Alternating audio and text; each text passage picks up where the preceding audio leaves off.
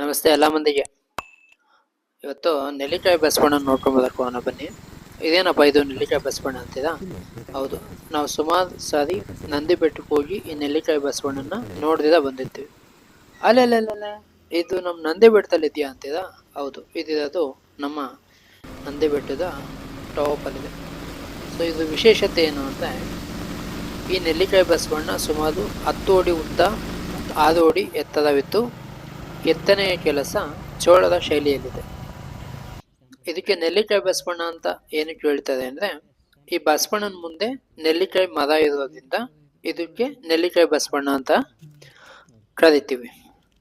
So ಇನ್ನೊಂದು, ಈ ನೆಲ್ಲಿಕಾಯಿ ಬಸವಣ್ಣದ ಮಹತ್ವ ಏನಪ್ಪಾ ಅಂದ್ರೆ, ಈ ಬಸವಣ್ಣನ ಕಿವಿಲಿ ನಾವೇನಾದ್ರೂ ನಮ್ಮ ಆಸೆ ಅಥವಾ ಈಡೇರಿಕೆ ಇದೆ ಅದನ್ನ ಹೇಳ್ಕೊಂಡ್ರೆ ಅದು ನಡೆಯುತ್ತೆ ಅನ್ನೋದು ನಂಬಿಕೆ.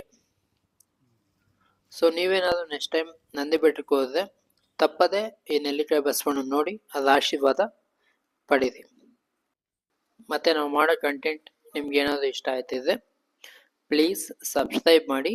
ಇನ್ಸ್ಟಾಗ್ರಾಮ್, ಫೇಸ್ಬುಕ್ಕಲ್ಲಿ ನೋಡ್ತಿದ್ರೆ ಫಾಲೋ ಮಾಡಿ, ನಮ್ಮನ್ನು ಸಪೋರ್ಟ್ ಮಾಡಿ. Thank you.